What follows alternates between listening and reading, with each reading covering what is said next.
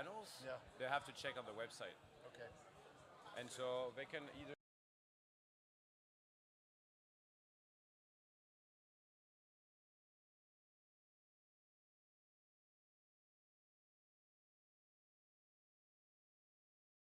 Hey, listen, guys, we're not going to start until 11 o'clock here, but this is the secondary stage. The main stage is upstairs. And there's also booths. There's all kinds of giveaways and cool stuff up there. The main stage is upstairs. This is the gallery stage that will focus more on art, which is also great. You want to go upstairs, you go out here. You can take the elevator, but you can also take the stairs. I really recommend taking the stairs and walking upstairs. The stairs are to the right, and it's just a couple of flights up to the next floor. So if you go over to the right, kind of behind this projector here, there's where all the stairs are.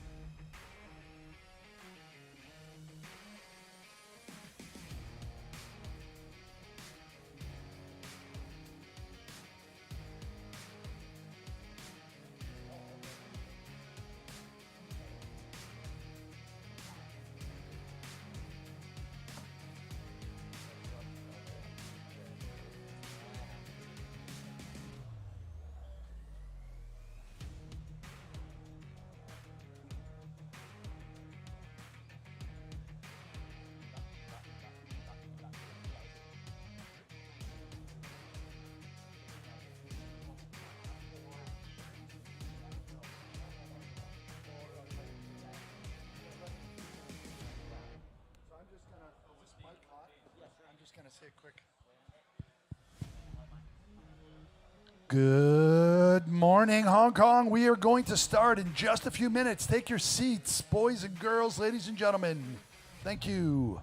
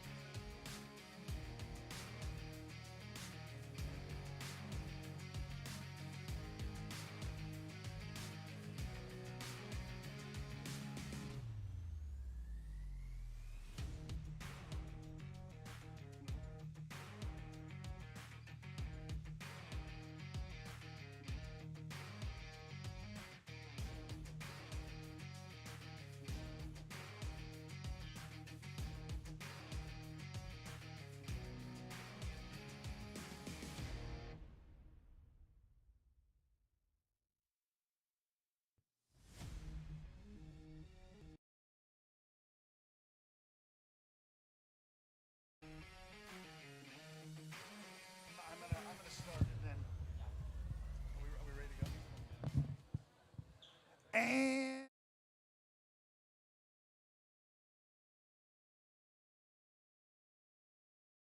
Hong Kong. I love the curiously fragrant harbor. It's great to be back. My name's Rich Robinson.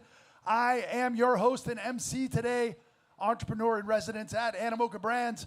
Guys, we have some killer people on stage, and we are kicking off right now here at the Ordinals Gallery. Please come and take your seats. Please also, of course, network and chit-chat, but maybe take that out to the hallway. You should be meeting some people here. This is a seminal event, I believe. We have Casey roaming around. Casey, just hanging out. It's kind of like it's 2011 and like, oh, there's Satoshi. Or it's like 2016 and like, oh, that skinny guy, there's Vitalik. And oh, there's Casey just hanging out, just creating a completely new wave, a whole new industry.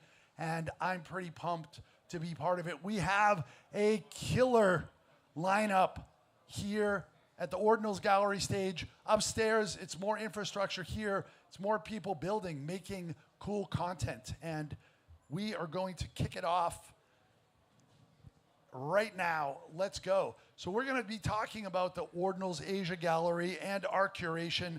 And we have, to my immediate left, Alistair Walker. He's Chief Creative Officer of Asprey Studio and the founder of AOI. AOI himself. Put your hands together. Warm Hong Kong welcome, everybody. Thank you.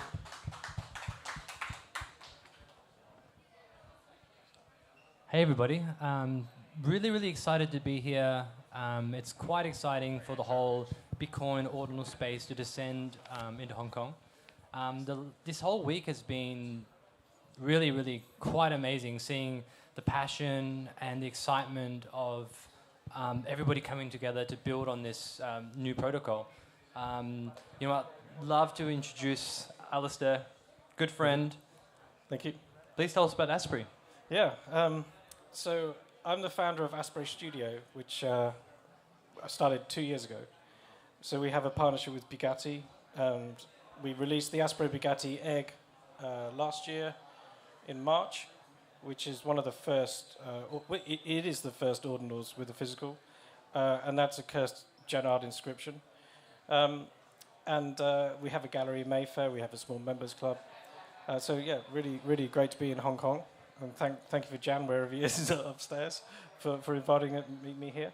But yeah, so where should we start? So I think, tell us a bit more about sort of what you're showing today in the gallery space. Okay, so the egg is behind you. This is the prototype. This is a really rough prototype.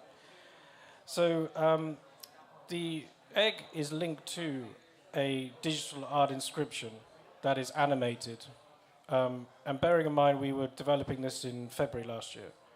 And we announced it in March, April last year. This is a cursed Jannard inscription. And the egg is actually backlit.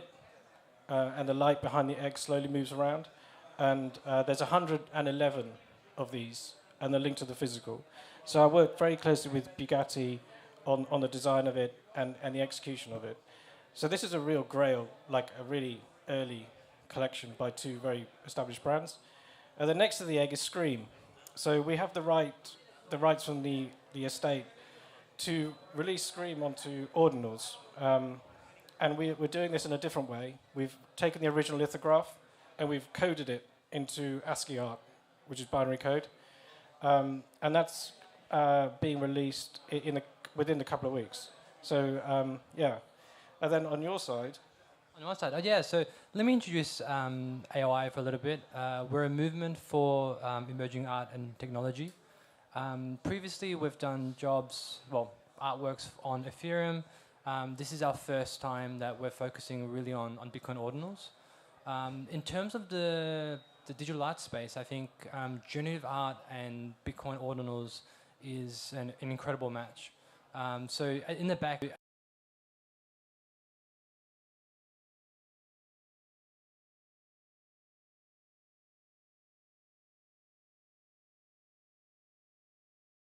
of sort of game theory with generative art with nature. We're going to talk about a little bit more about it a little bit later. But yeah, in the back you can see some visuals of the artifact that is leaving Earth, and the artifact is heading towards Earth, and it's going to land in Iceland. That visual is going to be part of an Ordinals inscription, and it's going to be a very interactive inscription that we're working on at the moment. So stay tuned for that. In the back, this is a bit of fun. We have our AI matcha stand. So if you guys like matcha, go to the back, have some matcha. I think matcha and Bitcoin art is a really, really good match. But yeah, no, today, both of us, we've curated some really interesting panels. We really think that, art on Bitcoin is the future. Art has the ability to really connect and unite everyone on the planet. And as you've seen, during this week, everybody from around the world has come together to really celebrate this movement. So thank you guys for coming, and it's going to be an exciting next few hours. Yeah, absolutely. And we're going to be floating around here, so if you want to ask us any questions, let us know. I think the other thing is, with Ordinals as well, it's got a lot of constraints to it, right? The file size and so on, which makes it quite interesting and compelling from a collecting point of view. So one of the things that we looked at was, Bugatti cars, for example, they only make, a couple of hundred a year. So there's that scarcity, and in the art world, having that scarcity is important. So when Ordinals came along, it was kind of like you have rarity in the blockchain, which is really interesting. And then you have the constraints of having to put artwork on something that is really has its limits. So that's how we kind of thought, where it's going to go. And then you've got obviously Bitcoin, which is obviously the best coin in the world. So like owning art on Bitcoin is pretty something else. I mean, is that what you kind of? Yeah, definitely. I think the whole idea of like rare sats is really, really interesting. The Blob guys buying the Epic sat for I think like over $2 million. I think that's really, really, really unique. And I kind of, that's actually what sort of drew me to sort of art and Bitcoin, was the whole provenance aspect. Like we were saying, from the rare sats to, artists having to think outside of the box. Like file size, you just can't upload. Well, you can, but it's expensive. But that's why I think, generative art is such a perfect thing for, because all of a sudden, people in the past were using, art blocks, FX hash, all these platforms. Now with generative art, they don't need that. The idea of inscribing all these libraries and tool sets, I think that's really, it's the future. Yeah, really absolutely. powerful. Actually, Danny Yang, I think he's talking upstairs now. Yeah. He from MetaGood, he coded the egg. Yeah. And actually the file size is something like 500 kilobytes. It's tiny. And so 500 kilobytes across 111 generative art pieces. So the art of the code is pretty something. This piece actually is, I've got to get this right because it's so good, is out of 71 million inscriptions, are we on 71 million inscriptions? We're near there, I think. Yeah. There are 600 that are inscribed, cursed inscriptions that are inscribed on uncommon sats. This collection is 100 of those 600. And number one, egg number one, is on the oldest cursed uncommon sat that can ever exist now. So this is extreme rarity. When we were looking at it, we in like February, March, April, when it was like 10,000 inscriptions, 11, all those announcements going, we thought, unless you're below the first 1,000, I don't really see a point in like being inscription number 13,000, right?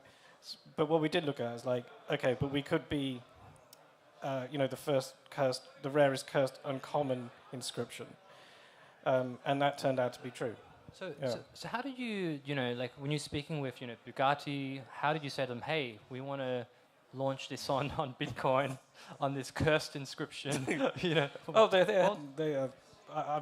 had no idea what I was talking about.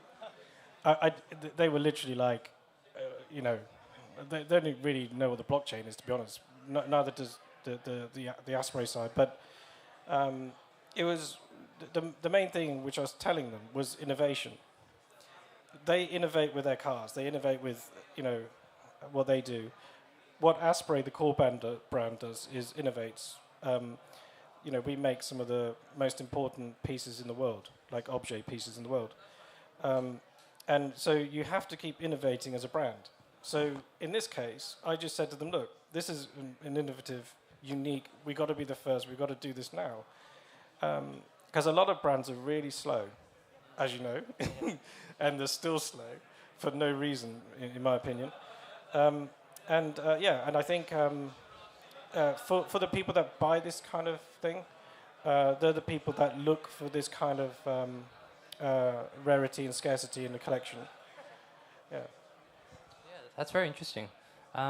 We sort of had a similar, cause, you know, we're both working with Forbes here, and it's very interesting because we had a similar discussion with Forbes when we were doing their sort of art program. Let's make the first artist, you know, be a Bitcoin artist, you know, and Forbes reacted really amazing to that. You know, you guys will get to speak to Taha, who's Forbes' chief growth officer, in about 10-15 minutes. But yeah, they were really, really open to doing, I guess, the first sort of Bitcoin Ordinals drop.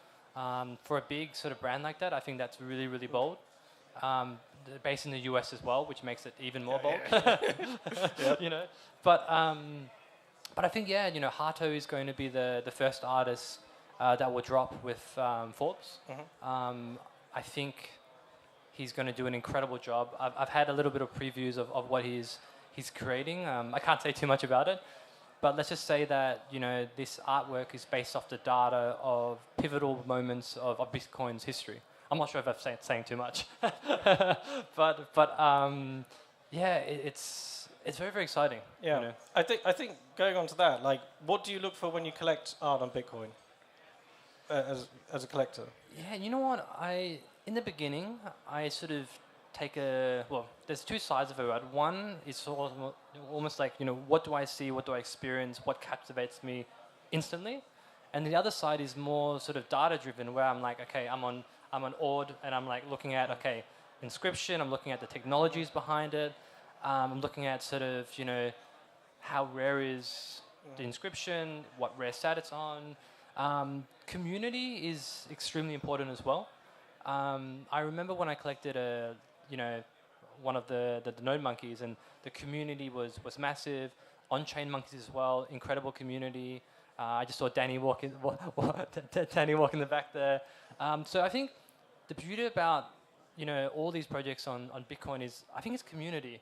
That's what really excites me, because it's like you're not only collecting art, you're really making friends from all around the world. And I think that's something that, that's the power of art on Bitcoin, you know, connecting people. How about yourself? Yeah, I agree. I think that's definitely one. I mean, Danny actually, he's here at the back. He coded the egg.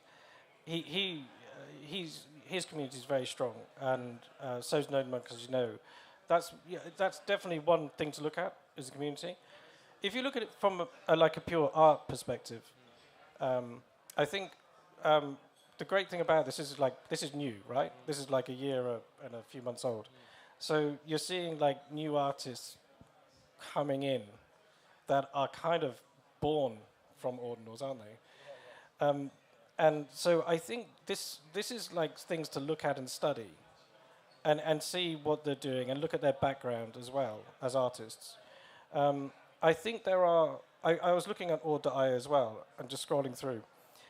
There are some really good artists there that are totally undiscovered. And that's another thing that we have to look at. Is like, how do we, you know, put them out? Yeah, you know, but you raised a very valid point. It's I feel like with something like, you know, Bitcoin Ordinals, because it's so new, there's not a lot of noise. So like what you said before, you know, I think on Ethereum now there's everyone trying to launch their own projects and everything, and it's very noisy. But in the Bitcoin space, I think there's a lot of focus.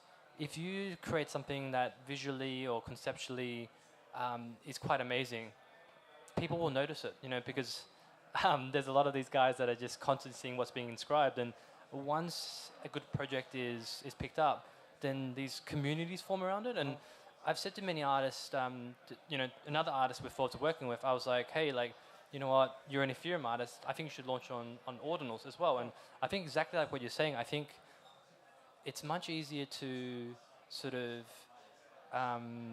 really sort of, be focused on in a community where it's not as sort of massive. So I think it's an incredible opportunity for, like you said, up-and-coming artists, artists that want to experiment. What are your thoughts? Yeah, I think so. I mean, the egg, because it's a physical, we had... I think looking at it from an art collector perspective, if you look at Ethereum, I was studying Ethereum and the artists on Ethereum last week. You have people like, Frank Stella, who passed away. His floor is sitting really low compared to what he should be, right? Themes and variations. I mean, that project is really the first gen art project in existence, right? From obviously a very famous artist. That floor's low. The Apple designer has actually a drop on Ethereum that no one knows about. There's quite a lot of really good artists and really established artists on Ethereum that are being completely overlooked. And I think when you look at it from that point of view and you start picking these up just on the merit of them as artists and their background and their artistic creation and process, you would end up actually collecting something very powerful in the future. And so going on to Ordinals, I think there are really good artists that I've noticed that are dropping, that aren't being recognized. So I think it's up to people like us and also the larger community to find them and promote them, because there is a lot of noise. But I think the interesting that can happen with Ordinals is it's very niche. It's very I don't really see it ever being massively mainstream. I see it being like a bigger niche in the art world, but a really high profile one. I think that's what will happen. And I think discovering these amazing artists will be easier. I don't know. Yeah, I agree with that. And I think the other thing as well is the way like I said before the limitations of Bitcoin Ordinals, the file sizes, really has now, I think in the last month or so, you start to see people really pushing the boundaries of, I guess, art and technology.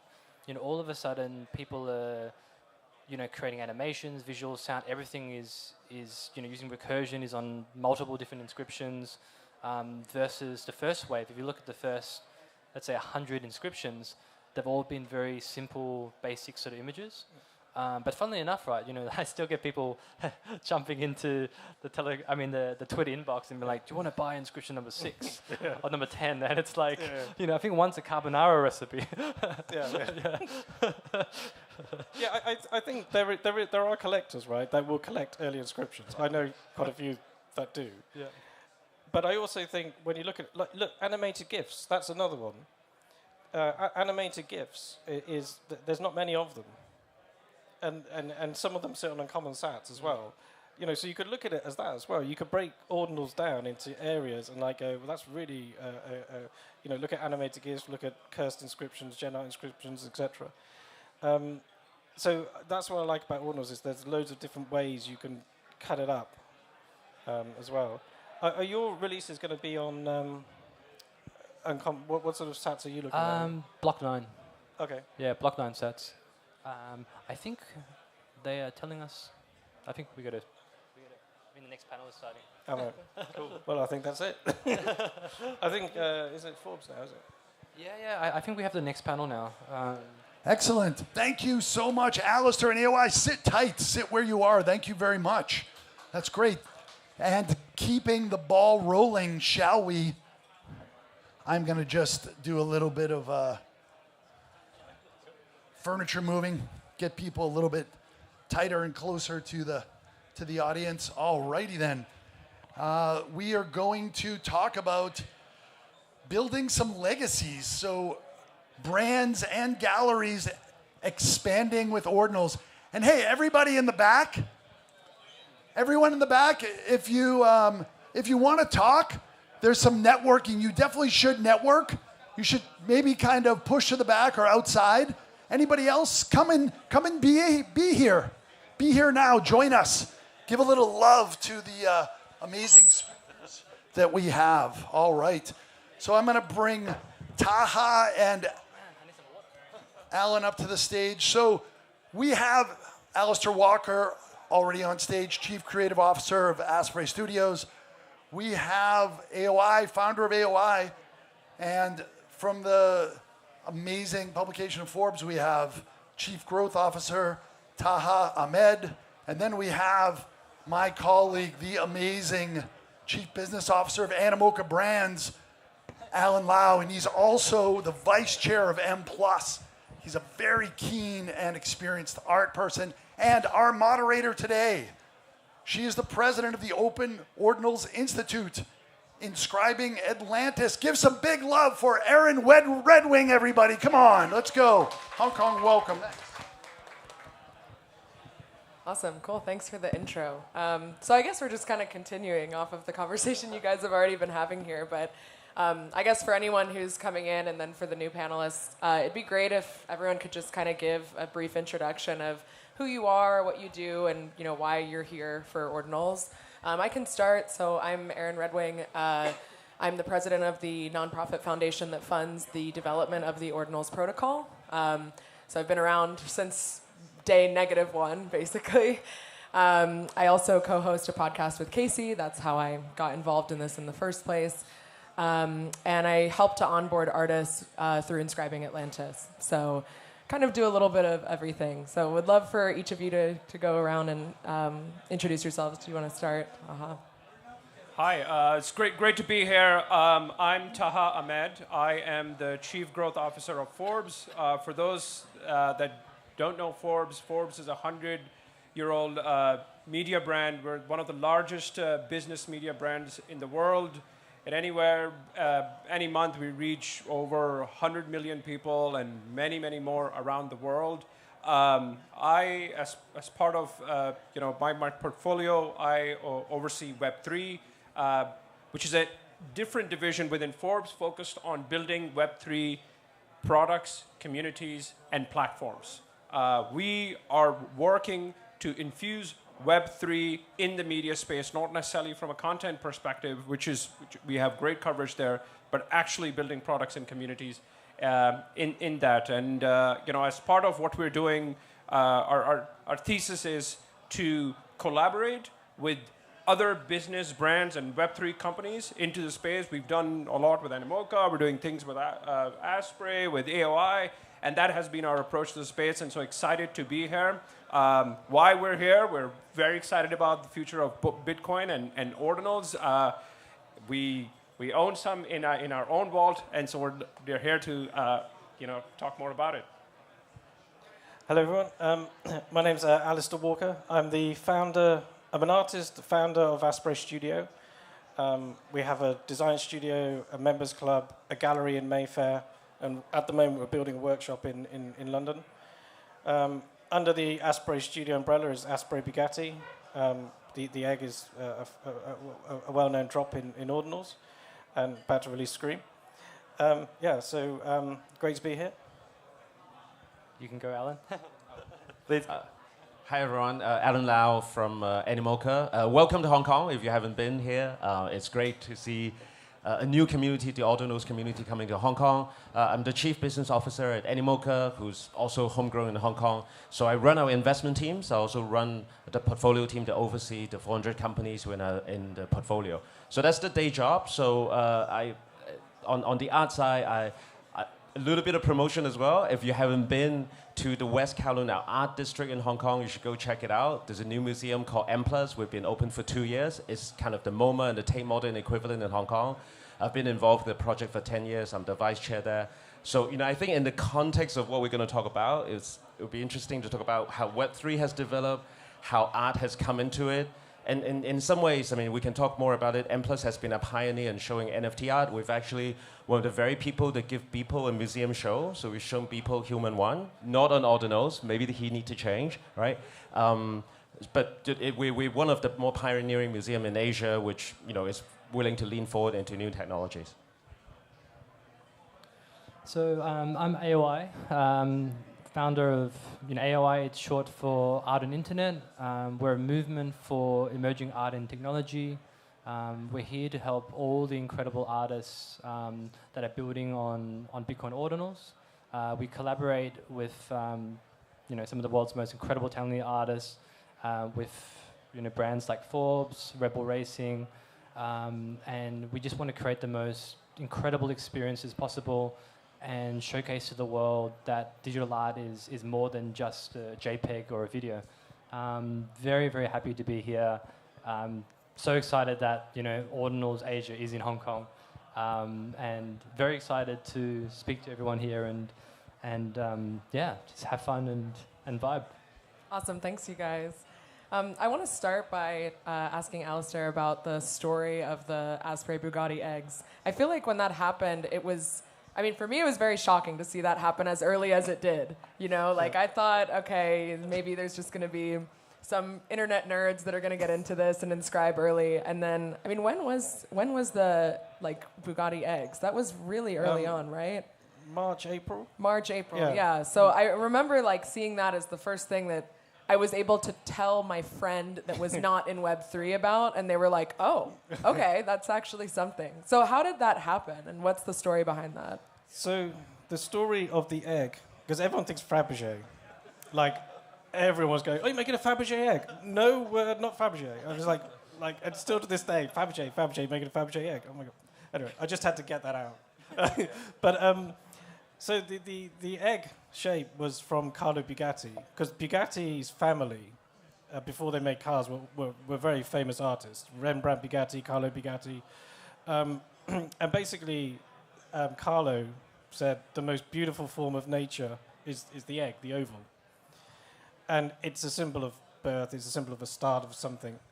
So we hatched a plan, no pun intended, and created a physical egg in our workshop in London. And our workshop in London makes, makes the crown jewels. It's like crazy Premier League trophy, Ryder Cups, Wimbledon trophy. So this thing's made in this incredible workshop.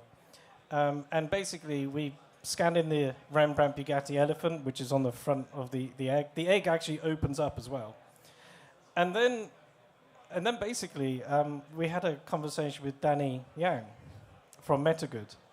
And he said, why didn't you do the digital on Ordinals? And we were like, what the hell's that? And I think at that time it wasn't even launched. And then then he was explaining, and I thought, this is really interesting. And let's try it. So then the next stage was then tell Bugatti to launch on this. So that's how it started, and very quickly we put it together. It's just crazy how early it happened. It was just such a... I still remember that moment, as kind of being a turning point for Ordinals.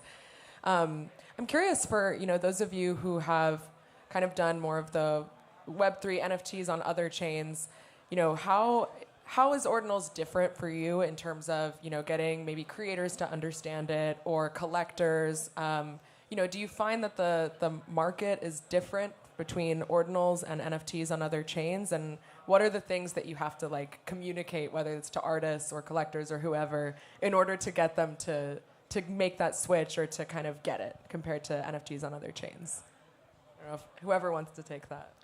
Well, yeah, so one of the first things that some of these junior artists said to me was, is Bitcoin environmentally friendly? And basically, I went down the route. I looked at, 52% of Bitcoin's hash power is renewable energy. And then we also looked at sort of, how can we work with certain miners so the artworks are inscribed with renewable energy? So that was, I guess, one of the first major hurdles. Because a lot of these artists, especially with the generative guys, they started off on Tezos. And we were the first to sort of bring a lot of these big sort of, guys like William Mapan, et cetera, to mint on Ethereum. and they only minted on Ethereum when Ethereum became proof of stake. so now we kind of see a similar pathway where, you know, we're bringing 9 artists to Iceland, and each of these 9 artists in the beginning, you know, we had to make sure that, of course, environmentally friendly, but also I think the limitations of Bitcoin and the ability that you have to use code to create the artwork, that's what excited them, you know, and also, you know, previously they would have to rely on FX Hash or Artblocks engine, etc. But now, you know, like, you know, Danny's inscribed, you know, the first ever Journey of Art on Bitcoin, you know, like, this really opened up the doors. So I guess these artists can really create things that are truly on-chain, free from any platform, you know, and the provenance aspect that, you know, you can inscribe an artwork on Satoshi's first blocks as well. Like, all these things combined, you know, help sort of push these artists to launch with Bitcoin Ordinals. Yeah, that's really interesting. I hadn't really encountered that myself yet, of the kind of the, you know, maybe more like Bitcoin narrative, like getting people to kind of like get around the Bitcoin versus other chains on that aspect. That makes a lot of sense. Yeah, that's fascinating. I guess like from the Forbes perspective, I mean, I'd be curious to know, like, how is like Forbes Web3, you know, for other chains versus Ordinals? What's the difference there, and how do you see that going? So that's a great question, and here's how we see it, right? One of the things that we all know, we're building the Forbes Legacy Pass, and that is a soul-bound, you know, we're calling it is an NFT pass that provides access to exclusive artists, you know, over the course of the pass. And, you know, it is Ethereum based initially, and our thesis was, look, we started, you know, before obviously Ordinals, you know, the movement really started, but most importantly we saw, like, you know, a lot of the masses traditionally hold ETH, and our purpose is to bring more people into it, and so to make it easier for them to do so. However, now that they're there and we have 100,000 people waitlist on it, we're partnering with companies like AOI and, you know, Animoca, and introducing people to the world of Ordinals. And what we did was, they're there, and we went ahead and collected an Ordinals art by Dr. Crypto. That's the first thing we did. And now the people who are used to Ethereum now know about Ordinals, right? The next thing is, as we are announcing it, the first partnership that we're going to do with an artist is an Ordinals artist. It's as soon as we mint in coming months or at some period of time, the first artist partnership is with an Ordinals artist, is the, you know, Ordinals master Harto, right? And so from our perspective, it is bringing that world, converging it with the Ordinals. And I think that's something that, you know, a brand like Forbes can do to help merge, provide a platform, cross-pollination, hopefully. But we do feel certainly, you know, there's the Ordinals people and how they want to see the world, and, you know, people who are sort of minting on the Ethereum and all that stuff. And I think it is, you know, it is going to somehow converge, and we certainly want to provide the platform to do so. Yeah, it's interesting. I mean, I think the point of, you know, having a kind of the Ordinals tie-in, like working with an artist that's already done stuff on Ordinals, first of all, it helps because they're familiar with it. It's not necessarily the easiest thing in the world to just get an artist to get how to inscribe in the first place, right? But I think it's helpful to have kind of like both of those two things, and to try to find the in-between between, you know, maybe the Ethereum NFT world and Ordinals as well. So it makes a lot of sense. I mean, for Animoca, how has that been, trying to figure out how to navigate Ordinals? Because, I mean, you guys do a lot of stuff, right? And, you know, Ordinals is kind of optimized for certain kinds of art, right? Like, you know, if you want to make a movie and put that on chain, it's going to be difficult, right? So, you know, how have you guys navigated figuring out what to do on Ordinals versus what doesn't make sense to put on chain? I think there's action happening on multiple fronts. So happening right now upstairs is we have one of our portfolio company, Darewise, who's announcing and talking about the Opal Foundation that they're launching. So they're really trying to create a Bitcoin L2 for games and for entertainment. So you can, and that pulls together a couple of our portfolio companies. So we believe that this could be a very interesting protocol. So trying to get a couple of them to create critical mass. To launch that. So it's happening on the entertainment and on the gaming front as an application. And of course the other side is art, right? So it's great to hear that the first drop from Forbes is going to be on Ordinals, right? And I think unlike maybe NFT back in the days, there are already Bitcoin enthusiasts and Maxi here in this room that is leaning into Ordinal drops, right? And I think that's great. But if I think what does the industry need? It really is that cultural moment. So if you think about what got NFT into mainstream culture, it was the fact that there is, that Beeple's $69 million sales. It's the fact that Jimmy Fallon and Madonna are buying, Bored Apes, right? So what is the cultural moment for Ordinals? I think Forbes launching your first one on Ordinal could be, one of that. But, I think this community together, I think it would be great if we can think about what is that cultural moment that we create to get it into mainstream so more people pay attention to it. Because I think, as you guys have talked about a little bit before this session, I mean, this is, because of the uniqueness and the rarity, this does provide creator with, a different toolkit to play with. Yeah, no, I think that's a great point that, as I said about like the Bugatti eggs, right? It's like that's something that I could talk about with someone that's not in Web3 and they've heard of that and that kind of legitimizes it, even though they still know nothing about it, right? And I think, there's definitely something to be said for like legacy brands or just, brands that people recognize and those kind of iconic names or, celebrities, as you said as well, coming and that kind of being a point that people can like attach to. You talked a little bit about like kind of the struggles with maybe getting artists and creators to want to build on Bitcoin or put their stuff on Bitcoin for environmental reasons. But I feel like Bitcoin, really is kind of the legacy brand of crypto, right? If you think about the luxury chain, the first chain, the chain that everyone knows, it is Bitcoin, right? So I don't know, does that play into things for you as well? I mean, like, maybe the Forbes perspective or with AOI, like, do you find that, in terms of if you're trying to make luxury art, if you're trying to make the most high value art that definitely will be around, 10, 100 years from now, right? You should do it on Bitcoin. That's the way I think of it. So does that narrative come up at all? Yeah. I think like with our Elements drop, like that was the idea was, how do we create the Genesis first drop of these artists on Bitcoin? And as part of the narrative for Elements, a lot of these artists were thinking, okay, well, this is the premier chain, Bitcoin. This is going to be their Genesis drop. What can we do that makes their mark on history? So before Elements was even decided, I brought up a lot of the Block 9 rare sats. So all the artists are going to be on Block 9 rare sats. And I think exactly what you said, like this is beautiful narrative that, you can create artwork that becomes a part of history. And not only that, I think what I find really interesting is, which I think, Danny's done with the, inscribing all the libraries. What we want to do is look at, with these 9 artists, what are the future set of libraries that we can also inscribe? So it's not just about, artists creating artwork, it's artists providing the tools.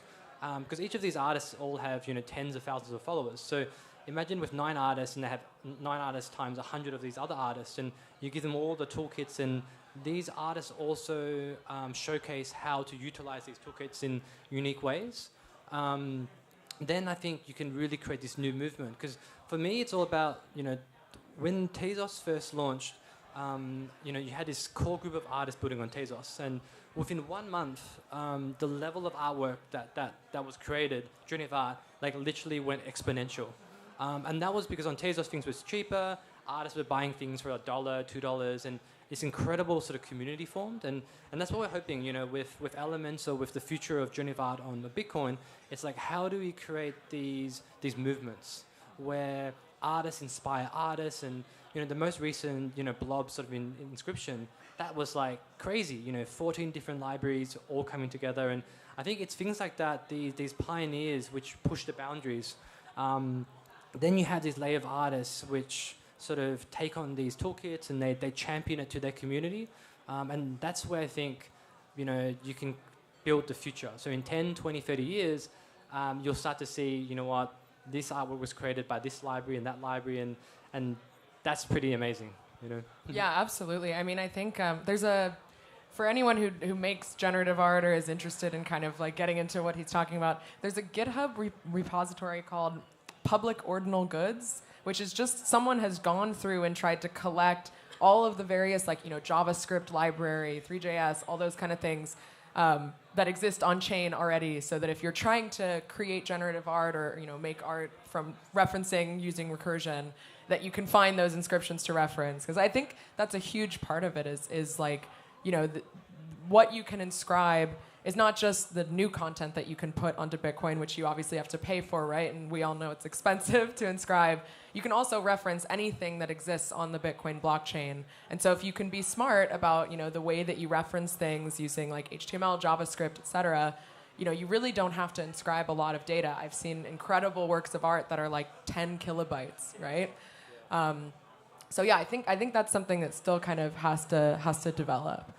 If I can just add one point, because you're saying that, you know, Ordinals, you know, it adds value to both the creator and the collector, but it also adds value to collecting institutions like museums, right? Because museums are very concerned about the books, because, you know, museums are one of those institutions that care about whether they're going to be around 100 years later, right? So they care a lot about conservation. So the question that we often ask ourselves in acquisition meeting is, when we bought this, how are we going to conserve this? Is it going to be around? So we have a lot of that discussion 10 years ago, 20 years ago with digital technology, with photography. Is it going to fade? Like, how are we going to maintain this, right? And now with NFT, we have the same discussion again with Ethereum. And I think that maybe the conversation is a little bit easier now with Bitcoin, right? Because it is the OG technology. It is going to be around. If anyone is going to say anything is going to be around, for sure, like 100 years later, probably it's Bitcoin, right? So I think that also helps institutions that really think 100 years out, right? Yeah, absolutely. I mean, there was an artist I was talking to that did a lot of stuff on Ethereum, and he thinks a lot about, like, you know, 100 years in the future, like, you know, that kind of legacy as you're talking about. And the way that it clicked for him to think about starting to do something on Ordinals was thinking about kind of etching his work deeper into a rock or something. Like, you know, you could scrawl on a rock and you might make a mark, but then over time it gets weathered and it maybe is gone. But marking deeper in and trying to make more of an effort to solidify that permanency, I think you're right. It's a really important point. You know, does that kind of stuff come up for you guys as well? Like, is that something that people, whether on the collector side or the creator side, think about, you know, preserving and having that permanence on Bitcoin versus maybe Ethereum or Tezos or other chains? That's exactly how I got Bugatti to look at it, because some of their cars are over 100 years old. Some of Asprey's pieces are over 250 years old. So the digital piece has to last as long, because they get passed down generations.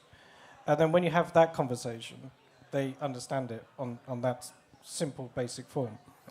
And then on top of that, it's on the best blockchain, the best coin in the world, and it's the gold standard. So it aligns with our brand. I think the complexities of, like, what's great about it, and we touched upon this earlier, is what you can do and the levels of rarity and the levels of detail you can put in there because of the uncommons, the rare sats, etc. That's very similar to, like, looking at rare book collections, looking at, you know, how people collect different things. And so I think that's also something that is very easy to communicate. I mean, we have a physical gallery in Mayfair, and we when we talk about this stuff, it's like people walking in like, what the hell are you talking about? But when you put it into those perspectives, in simple perspectives, they understand that they're going to own something forever and they can pass it down to their children or whatever. Yeah, so I'll take this question a little differently and approach this looking outside in. I think other than people who are, like, deep into the Web3 space, maybe and a little 2 layers out from that, which is a lot of the people perhaps don't even know the real difference between buying an NFT and Ordinals, in my personal opinion. And I think that there is a part of the movement and understanding, okay, you should pursue an ordinal so that for permanency and really inscribing or really like, engraving into the rock is creating sort of this movement with making ordinals and NFTs and digital art in general more mainstream, right? Which is why I think like others have sort of have done it. Certainly, there's a handful of them that have when you buy and their NFT, you get access to art and all of that stuff, right? I think we are perhaps one of the only mainstream brand that is offering as part of becoming a Legacy Pass member the access to art and making it a big deal for it to do. And even by the way, even before we've launched this we're really promoting artists very publicly on Forbes, and it has made a difference to them.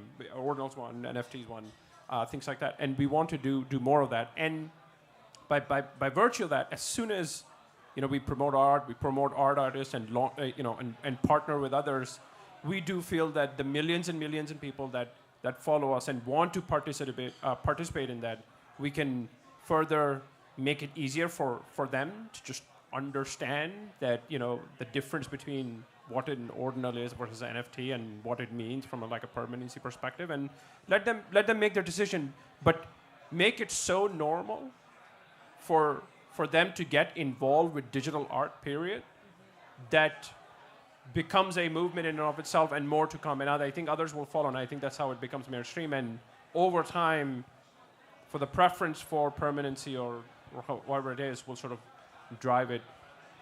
It's sort of how I feel about it. Yeah, one thing I wanted to add is it's very interesting.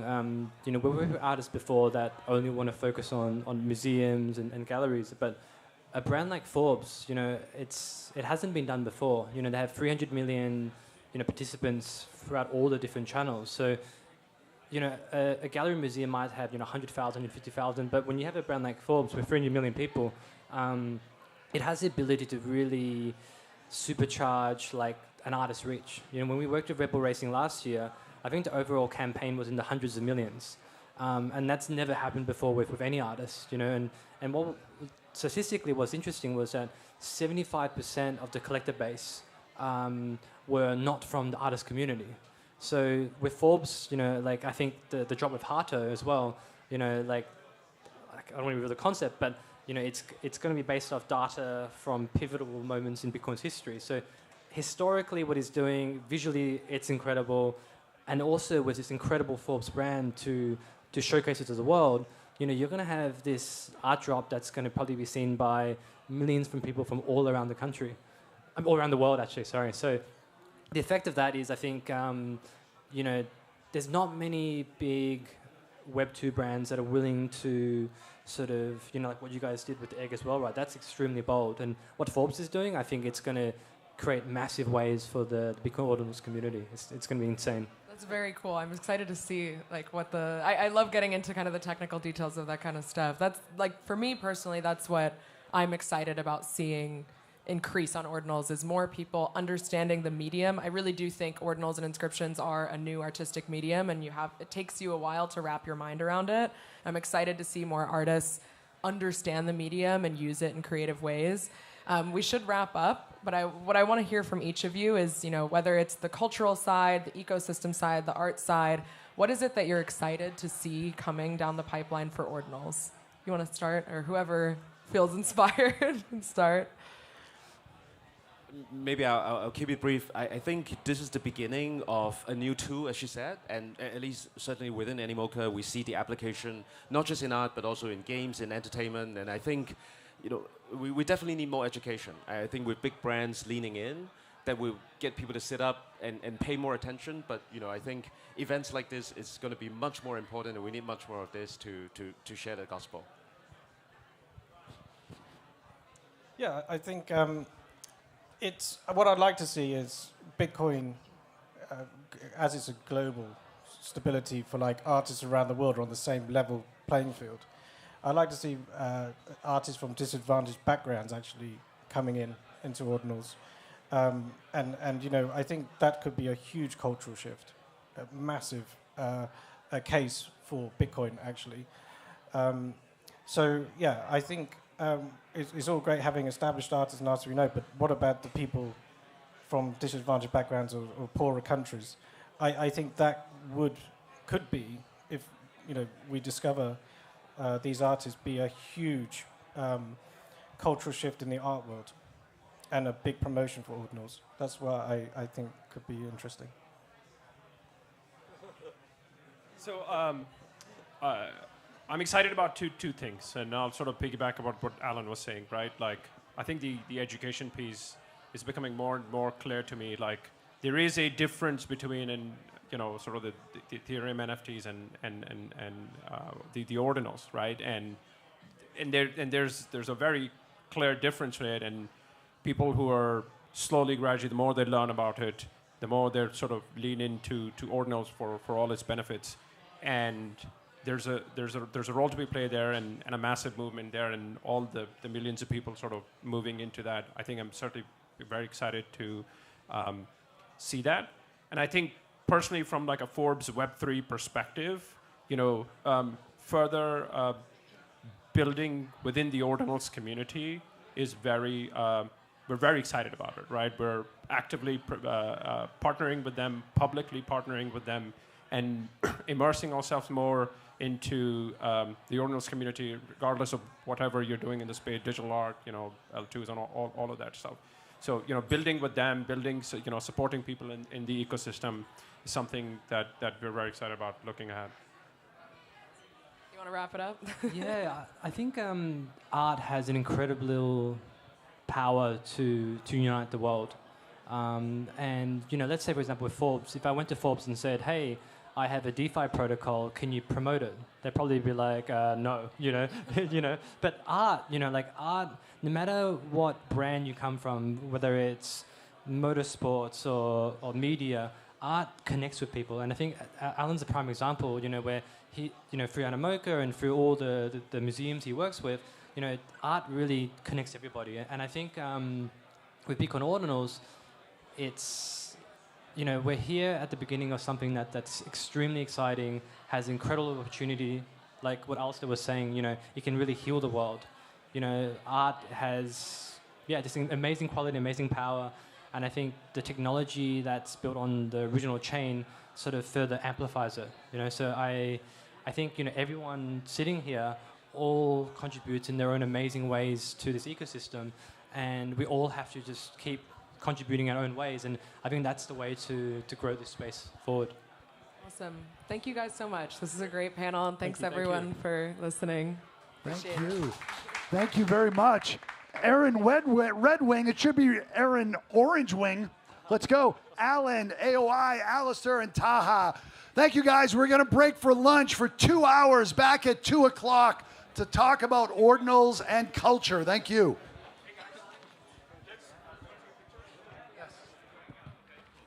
Take your mics if you like. Thanks, man.